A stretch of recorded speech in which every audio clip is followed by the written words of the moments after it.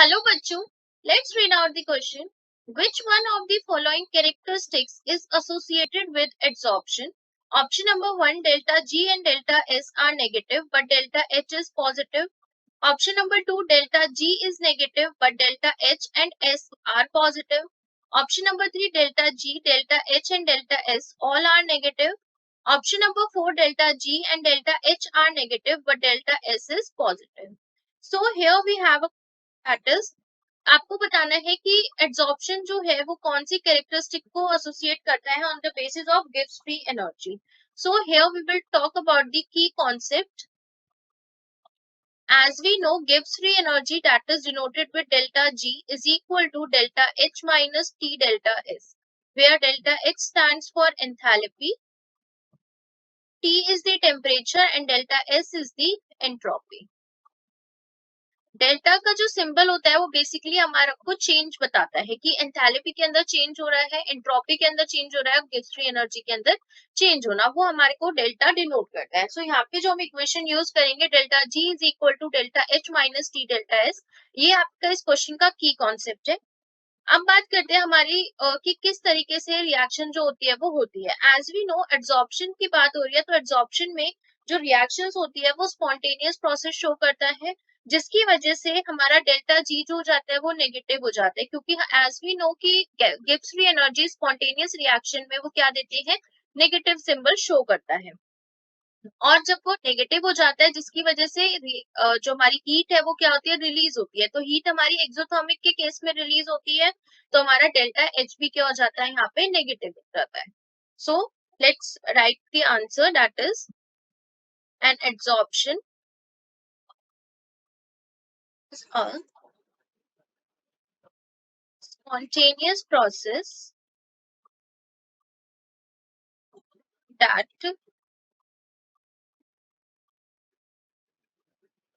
means delta H is equal to negative. Delta H हमारा क्या हो गया, negative, and it is an exothermic process,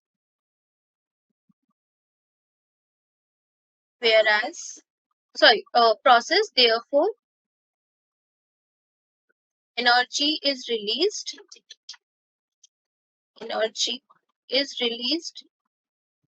so delta H will be negative. यहाँ से हमारे पास इस इक्वेशन के अकॉर्डिंग दो हमारे जो टर्मिनोलॉजीज हैं, that is delta G and delta H, ये दोनों ही हमारे क्या आ गए, नेगेटिव आ गए. तो अगर मैं ऑप्शंस देखूं तो delta H G and S are negative and delta H is positive, ये तो हमारा ऑप्शन गलत हो गया. थर्ड है delta G negative and delta H positive, ये भी आपका रॉन्ग हो गया. थर्ड है आपका delta G, delta H and delta S all are negative, और delta G and delta H are negative but delta S is positive. अब हम डेल्टा एस निकालेंगे कि डेल्टा एस पॉजिटिव आएगा या नेगेटिव आएगा. यहाँ पर आप देखो कि स्पॉन्टेनियस रिएक्शन हो रही है और एक्सोथर्मिक प्रोसेस है, तो बेसिकली क्या होगा, हमारे जो मॉलिक्यूल्स होंगे वो सॉलिड सरफेस के ऊपर स्टिक कर जाएंगे. मान लो ये हमारा एक सरफेस है और ये हमारा इसके अंदर मॉलिक्यूल है, तो ये क्या कर जाएगा, इसके साथ स्टिक करने की कोशिश करेगा, स्टिक कर ही जाएगा, कोशिश क्या, ये स्टिक कर जाएगा. स्टिक करने की वजह से इनकी जो मूवमेंट होगी, एज वी नो एंट्रोपी जो होती है वो हमारी रेंडमनेस होती है, randomness of the molecule. Stick कर जाएगा, इसकी रेंडमनेस क्या कर जाएगी, डिक्रीज कर जाएगी, रेंडमनेस डिक्रीज, रेंडमनेस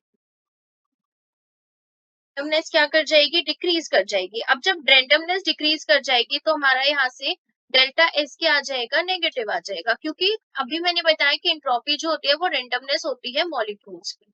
तो यहाँ पर हमारा डेल्टा एस भी क्या आ जाएगा, नेगेटिव आ जाएगा. तो सारी ही टर्मिनोलॉजीज जो है हमारी यहाँ पे नेगेटिव आनी चाहिए. इस केस में कैरेक्टरिस्टिक को एसोसिएट करते हुए एड्सॉर्प्शन बताएगा, तो यहाँ पे आपका ऑप्शन नंबर थर्ड जो रहेगा वो करेक्ट रहेगा. So answer for this question, that is option number third, delta G, delta H and delta S all are negative. So this is the answer for this question. Hopefully you will understood it well. Best of luck.